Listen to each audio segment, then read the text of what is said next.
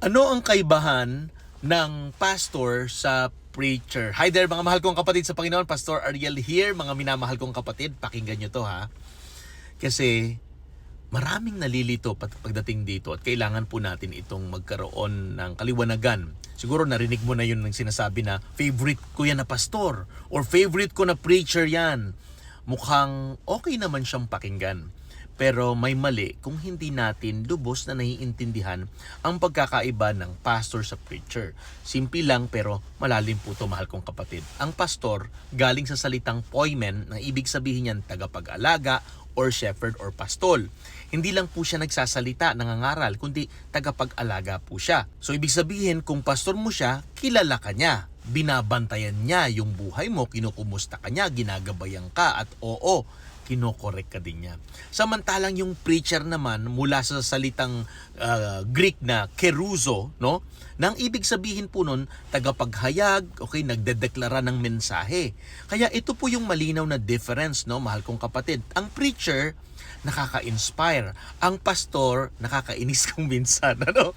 Yung preacher, masarap pakinggan. Yung pastor, tulad na banggit ko, nakakainis pero nakakatulong talaga makapag-transform sa'yo, no? Kasi personal kanyang kakilala. Ngayon, sabi ko nakakainis. Bakit? Kasi ang preacher, sasabihin yung gusto mong marinig. Pero ang pastor, sasabihin yung kailangan mong marinig. Ang preacher, papalakpakan mo. Pero ang pastor, minsan iiwasan mo yan. Lalo na kapag tinatamaan ka na. Right? Ang preacher nagbibigay ng comfort yan. Ang pastor nagbibigay ng correction. See the difference? Ngayon, pakinggan mong mabuti to, mahal kong kapatid. Hindi lahat ng preacher ay pastor. May mga pastor na hindi naman kilala sa platform. Pero tapat sila sa pag-aalaga ng mga kawan, ng mga pinagkatiwala sa kanila ng Panginoon. Right? Marahil ikaw yon, I don't know, or may kakilala ka.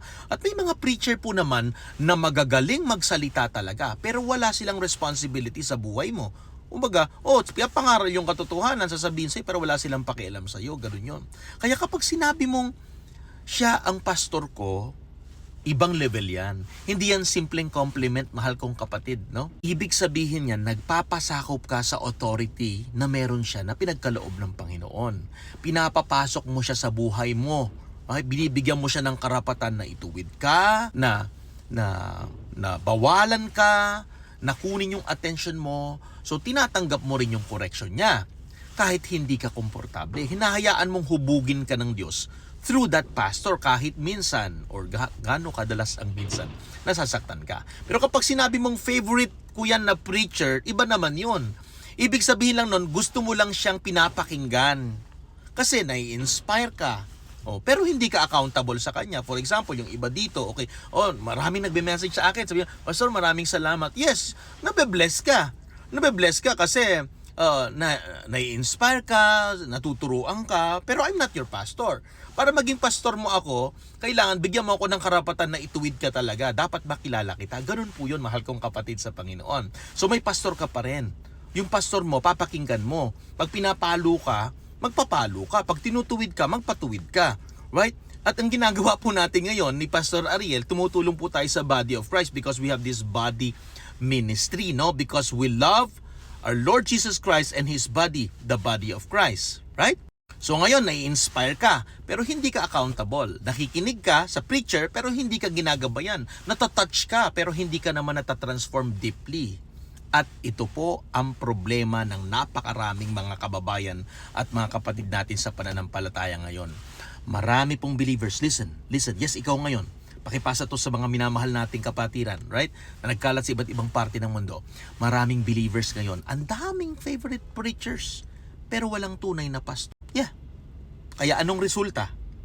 Ang daming alam, pero kulang sa pagbabago. Ang daming naririnig, pero walang direksyon. Ang daming inspiration, pero walang formation. Mga mahal kong kapatid, hindi design ng Diyos ang puro pakikinig lang. Ang disenyo ng Diyos may nag-aalaga sa'yo. May nagko-call ng attention mo. May magtutuwid sa'yo. Right? Kaya wag ka lang maghanap ng preacher na magaling magsalita kasi napakarami nun sa panahon natin social media. Napakadami natin mahahanap na magagaling magsalita. Promise. Magaling magsalita. And I've been telling this to my students, not only to Filipinos, but even to my students from more than 20 nations. Sinasabi ko sa kanila, don't listen to good teachers or preachers. Listen to good examples. Ikaw ngayon, mahal kong kapatid, maghanap ka ng pastor na kahit minsan nakakainis, pero alam mong mahal ka at gusto kang lumago. Kasi sa dulo nun, mahal kong kapatid, ang preacher kaya kang inspire sandali.